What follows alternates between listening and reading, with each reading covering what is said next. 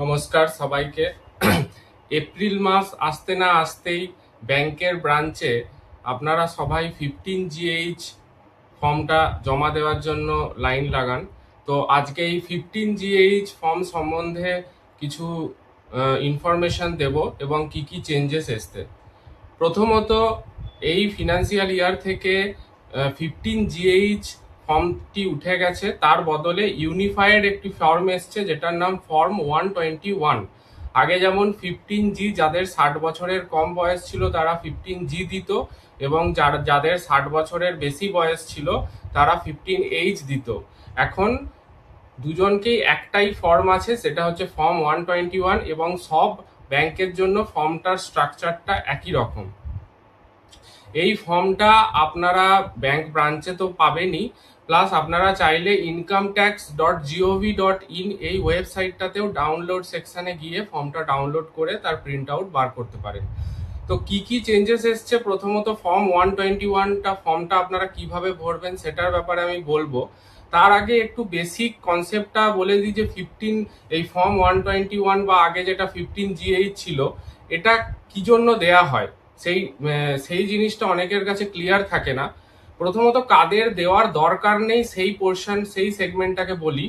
যারা আপনি যদি নিউ ট্যাক্স রিজিমে থাকেন আর আপনার ইয়ারলি ইনকাম যদি 4 লাখ টাকার ওপরে হয়, তাদের 15GH বা ফর্ম 121 দেওয়ার কোনো দরকার নেই। তারা ITR ফাইল করবে, এবং তাদের আলটিমেটলি যদি ট্যাক্স ইনকামটা ওই 12 লাখের কম থাকে, তো তাদের যা ট্যাক্স কেটেছে, TDS যেটা 15GH কি জন্য রাখে, যে আপনার যে ফিক্সড ডিপোজিট গুলো আছে তার ইন্টারেস্টের ওপর TDS কাটে 10%।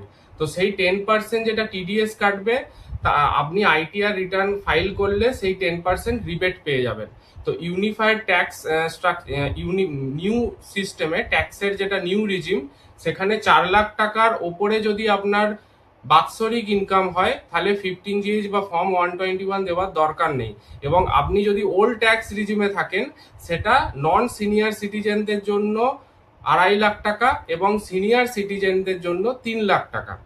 তার ওপরে যদি আপনার ইনকাম হয়, তাহলে আপনি ITR ফাইল করবেন, 15GH নয়। এবার যাদের বাৎসরিক ইনকাম তার নিচে, তাদের মধ্যে কারা 15GH বা ফর্ম 121 দেবে? যাদের টোটাল যে ফিক্সড ডিপোজিট তার যে সুদটা, ইন্টারেস্টটা সারা বছরে যদি নন সিনিয়র সিটিজেনদের ক্ষেত্রে 50,000-এর কম হয় আর সিনিয়র সিটিজেনদের ক্ষেত্রে 1 লাখের কম হয়, তাদেরও 15GH বা ফর্ম 121 দেওয়ার দরকারই নেই, কারণ সেই ক্ষেত্রে তাদের TDS কাটবেই না। TDS কাটার এলিজিবিলিটি হচ্ছে যে আপনার টোটাল যে সুদটা, যত ব্যাংকে যত ফিক্সড ডিপোজিট করা আছে, সেটা যদি সব মিলিয়ে ইন্টারেস্টটা নন সিনিয়র সিটিজেনদের ক্ষেত্রে 50,000-এর বেশি হয় এবং সিনিয়র সিটিজেনদের ক্ষেত্রে 1 লাখের বেশি হয়, তবেই সেখানে TDS 10% কাটবে। আপনার যদি তার নিচে হয়, সেখানেও আপনার 15GH ফর্ম দেওয়ার দরকার নেই। কিন্তু আপনার যদি ডাউট হয় যে হতে পারে যে ওটা ক্রস করে যাবে, তাহলে দিয়ে দেওয়াই ভালো, মানে দিয়ে দেওয়াটাই সেফ। এর সাথে আর একটা কথা বলে রাখি, আপনার অ্যাকাউন্টের সাথে যদি প্যান লিঙ্ক থাকে, তাহলে TDS 10% কাটবে। কিন্তু যদি প্যান নাম্বার আপনার অ্যাকাউন্টে না দেওয়া থাকে, তাহলে TDS কিন্তু 20% কেটে নেওয়ার ব্যাংকের অধিকার আছে। এবার আমি আসি ফর্ম 121 কিভাবে ভরবেন। এটা একটা সবার কাছে একটা খুব চাপের কাজ, যে অনেকেই বুঝতে পারে না এই ফিল্ডগুলো। তো আমার হাতে একটি ফর্ম 121 আছে, আমি স্ক্রিনেও দিয়ে দেব। তো এটাতে একটাই পাতাতে পার্ট A আছে আর পার্ট B আছে। পার্ট এটা আপনারা ভরবেন, পার্ট বিটা ব্যাংকের রিসিপ্ট, এটা ব্যাংক ভরবে। তো পার্ট এতে প্রথমে তো নাম, অ্যাড্রেস, প্যান নাম্বার, এইগুলো আপনি যেরকম ভরবেন, অ্যাড্রেস ফ্যাড্রেস আছে। যেইগুলো ডাউটফুল সেইগুলো বলে দিই। প্রথমত ট্যাক্স ইয়ার মানে প্রেজেন্ট যে ট্যাক্স, এখন তো অ্যাসেসমেন্ট ইয়ার এইসব টার্মগুলো উঠে গেছে, একটাই টার্ম আছে ট্যাক্স ইয়ার, সেটা হচ্ছে প্রেজেন্ট যে ফিনান্সিয়াল ইয়ারটা চলছে, যেটা হচ্ছে 2026-27। তো আপনি ট্যাক্স ইয়ারটা দেবেন 2026-27। তারপর নেচার অফ ইনকাম আছে। নেচার অফ ইনকাম অবভিয়াসলি আপনি যদি এফডির জন্য করতে যান তো ইন্টারেস্ট ফ্রম ডিপোজিট বা ইন্টারেস্ট ফ্রম এফডি করবেন। নেচার অফ ইনকাম অনেকের ডিভিডেন্ড থেকেও হতে পারে, তার যারা শেয়ার কেনা আছে এবং ডিভিডেন্ড পায় তাদেরও 15 জমা দেওয়া উচিত, কারণ ডিভিডেন্ড যদি 5,000 টাকার বেশি হয় সেখানেও কিন্তু 10% টিডিএস কাটবে। তারপরে 10 নম্বর কলমটা হচ্ছে estimated income for which declaration is made. এটা হচ্ছে যে ব্যাংকে আপনি গেছেন, অনেকের আছে যে হয়তো 3টে ডিফারেন্ট ব্যাংকে তার ফিক্সড ডিপোজিট করা আছে, তো যে ব্যাংকে আপনি ওই ফর্ম 121টা দিতে গেছেন সেই ব্যাংকে যত আপনার এফডি করা আছে তার যে এস্টিমেটেড টোটাল সুদটা ইন্টারেস্টটা ইয়ারলি সেইটা এই কলমে লিখবেন, estimated income for which declaration is made. 11 number point, details of form 121 other than this form filed during the tax year. মানে হচ্ছে যে আপনার যদি ওই আরো হয়তো অন্য ব্যাংকেও এফডি করা আছে, তাদের ক্ষেত্রে তারা ওই অন্য ব্যাংকে যে এফডি করা আছে তার ব্যাংকের নামটা লিখবেন এবং সেখান থেকে কত ইন্টারেস্ট সেই পোর্শনটা লিখবেন। আর আপনার যদি কোনো ব্যাংকে অন্য ব্যাংকে এফডি করা নেই তো এটা নট অ্যাপ্লিকেবল লিখে দেবেন। তারপর 11A হচ্ছে total number of form number 121 field earlier. তো আপনি যদি অন্য ব্যাংকেও ভরে থাকেন, যদি একটা ব্যাংকে ভরে থাকেন 1 লিখবেন, দুটো ব্যাংকে, আর আপনার যদি অন্য কোনো ব্যাংকে না থাকেন এখানেও 0 লিখে দেবেন। 11B aggregate amount of income for which form 121 were field.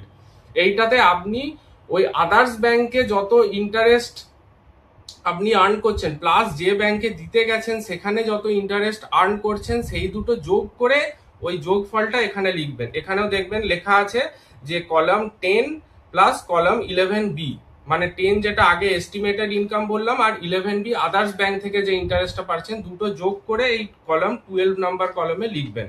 তারপর 13 পয়েন্টটা হচ্ছে estimated total income of the tax year including income mentioned in column 12। এটাতে আপনি আপনার টোটাল ইনকামটা, আপনি যদি কোনো চাকরি করেন বেতন বা আপনি যদি পেনশন পান সেই pension total income plus interest ইনকামটা যোগ করে যত হচ্ছে, মানে এটা বেসিক্যালি আপনার টোটাল বাৎসরিক যে ইনকাম সেটা লিখবেন। আর এইটা 4 লাখ টাকার যেন কম হয় নিউ ট্যাক্স রিজিমে, 4 লাখ টাকার বেশি হলে 15GH আপনার জন্য অ্যাপ্লিকেবলই নয়। তারপর 14th নাম্বার পয়েন্টটা হচ্ছে details of the ITR file for previous 2 tax year.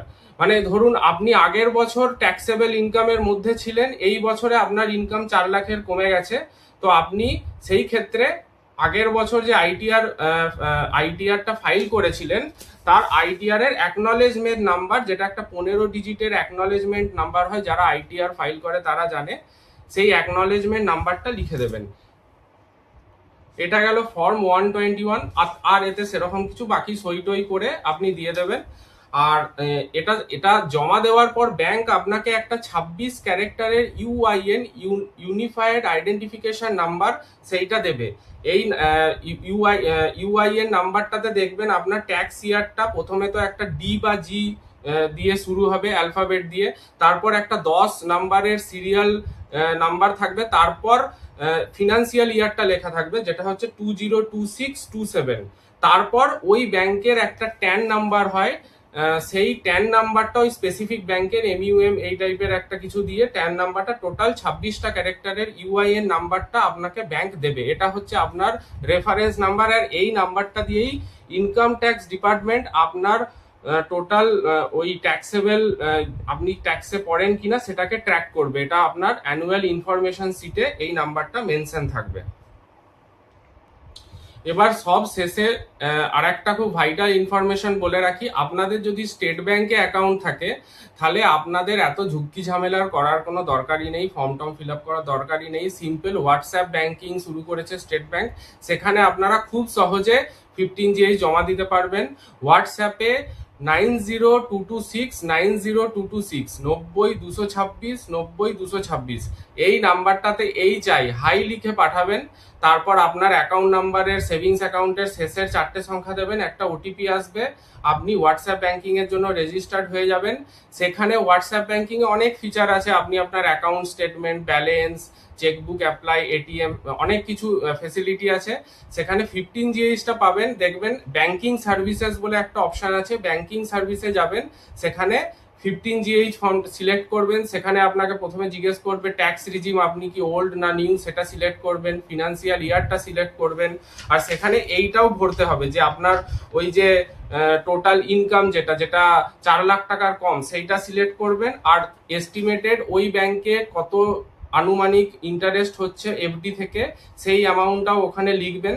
মানে প্রথম অ্যামাউন্টটা যেন বেশি হয়, পরের অ্যামাউন্টটা কম হয়, তারপর সাবমিট করে দেবেন। খুব সুন্দরভাবে আপনার 15GH ওইখানেই হয়ে যাবে, আপনি ওটা ট্র্যাকও করতে পারবেন সাবমিট হলো কিনা, মেসেজও পেয়ে যাবেন।